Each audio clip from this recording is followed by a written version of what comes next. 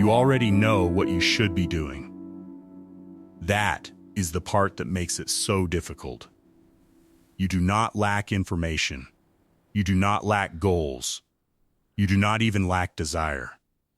What you lack on the mornings you sleep through the alarm, on the evenings you choose the screen over the work, on the days you negotiate with yourself until the day is gone, is not knowledge of what to do. It is something else entirely. Something the ancient Stoics identified with extraordinary precision 2,000 years ago, and something that modern productivity culture has almost completely misunderstood. The Stoics were not monks or mystics.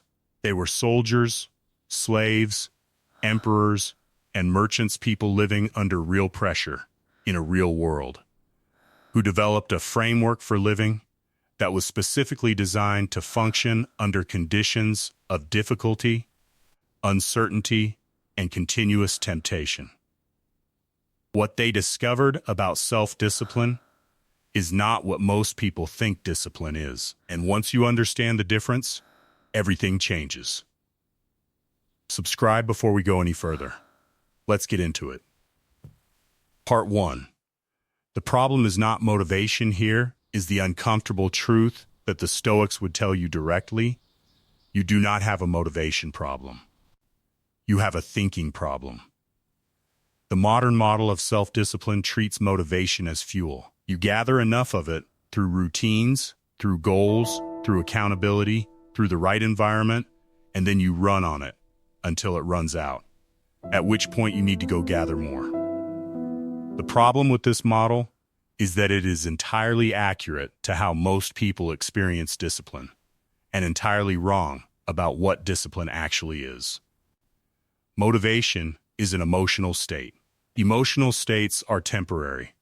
They fluctuate with sleep, with blood sugar, with weather, with what just happened in the last conversation, with 100 variables that have nothing to do with your goals. Building your discipline on an emotional state is like building your house on water. It will hold for a while. It will not hold forever. The Stoic Marcus Aurelius, who governed the Roman Empire for 19 years during a period of continuous war and plague, and who kept a private philosophical journal that was never intended to be published, wrote this: "You have power over your mind, not outside events. Realize this, and you will find strength. Not motivation, not willpower. Mind." The Stoic claim is not that you need to feel more motivated. It is that you need to think more clearly. And these are very different things. Part 2. What the Stoics actually understood, the foundational insight of Stoic philosophy, the one that all practical Stoic discipline rests on, is the distinction between what is in your control and what is not. Epictetus, who spent the first part of his life as a slave and the second part as one of the most influential teachers in the ancient world, opens his handbook with it: some things are up to us. Some things are not up to us. Up to us, our opinions, our motivations, our desires, how we respond to what happens. Not up to us, our bodies, our reputations, our positions, what other people do, and what outcomes the external world produces. This distinction sounds simple. It is not. Most of what we experience as discipline failure is actually a failure of this distinction. Someone decides to build a new habit and attaches their motivation to an outcome, a number on a scale, a revenue figure, an external validation. When the outcome is delayed or uncertain, the motivation collapses, not because the person is weak, because they built their engine on something outside their control. Stoic discipline runs on a different fuel entirely. It runs on the quality of your effort in this moment, which is entirely yours. Not the outcome, which is always partly determined by forces outside you. Not how you feel about the effort, which will fluctuate. The effort itself. The showing up, the choosing to do the work, regardless of whether the conditions are perfect, regardless of whether motivation is present, regardless of whether the result is guaranteed.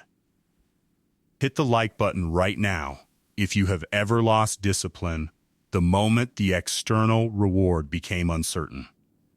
Because what I am about to explain is the exact mechanism behind that, and why the Stoic approach closes that gap permanently. Part 3. The premeditation practice every morning before he began his day. Marcus Aurelius practiced what the Stoics called premeditatio, malorum, the premeditation of adversity. He would sit with his thoughts and deliberately consider what difficulties the day ahead was likely to contain. The difficult conversation he would need to have, the moment his patience would be tested, the temptation toward comfort when the work required discomfort, the impulse to react rather than respond. He was not doing this to become pessimistic. He was doing this to become prepared.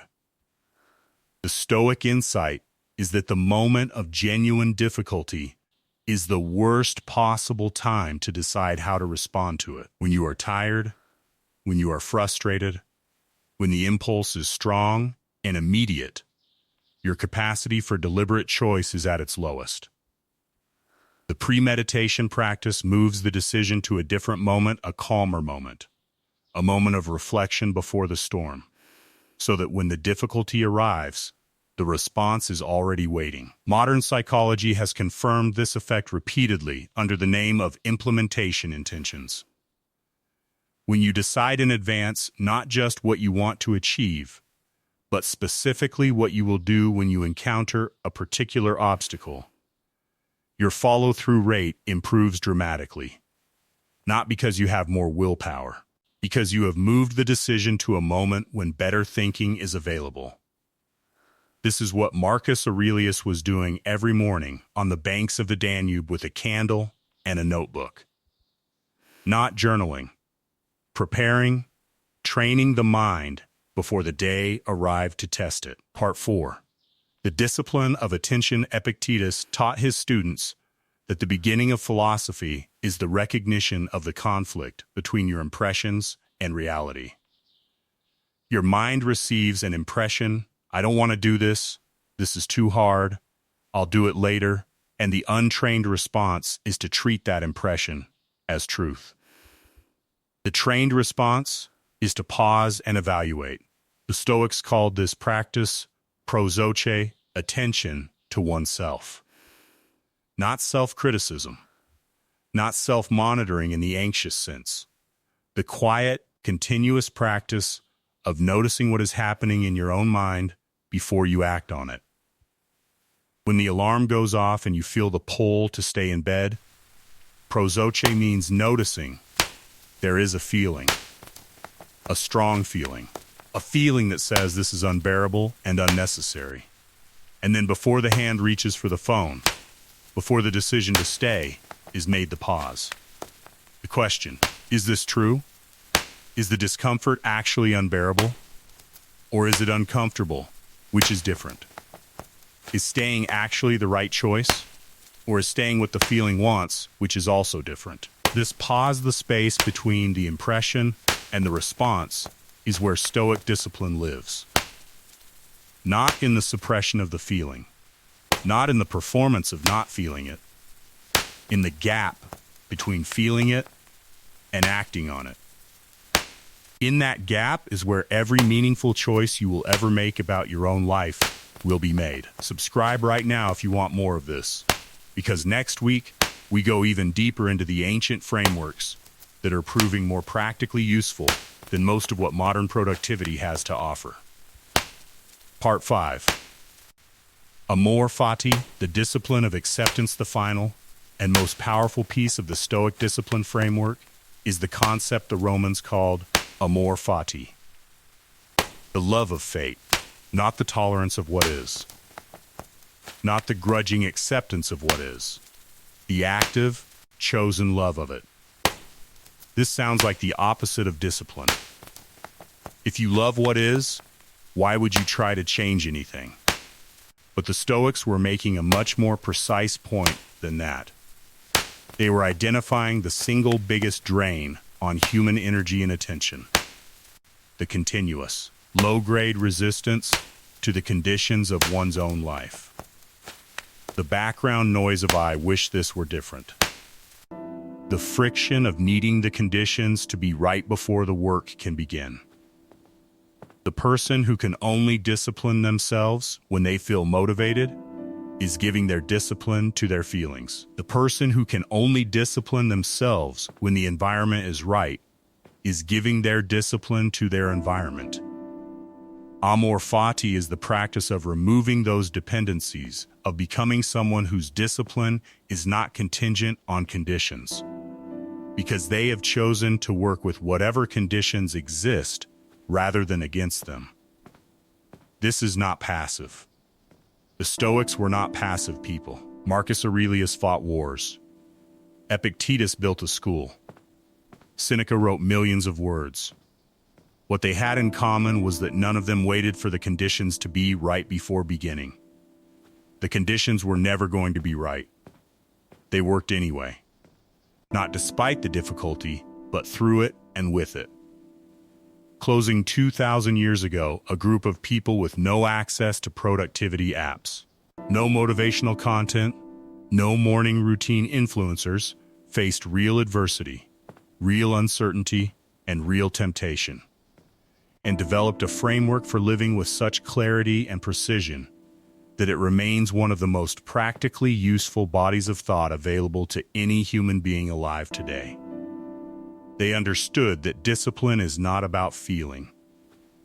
It is about thinking, specifically, about the quality of the relationship between your mind and your own impressions, whether you can catch the impulse before it becomes the action, whether you can direct your energy toward what is actually within your control, whether you can work with the conditions you have rather than waiting for conditions you may never have. The morning battle between reason and impulse never ends.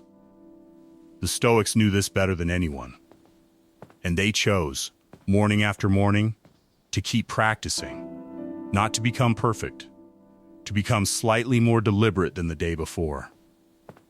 That is the only discipline that compounds, the only discipline that lasts, and it is available to anyone willing to sit with it, practice it, and choose it one morning at a time.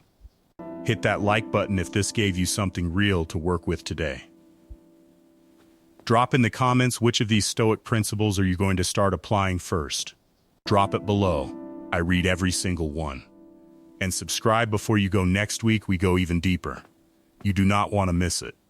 Until then, choose deliberately, one morning at a time.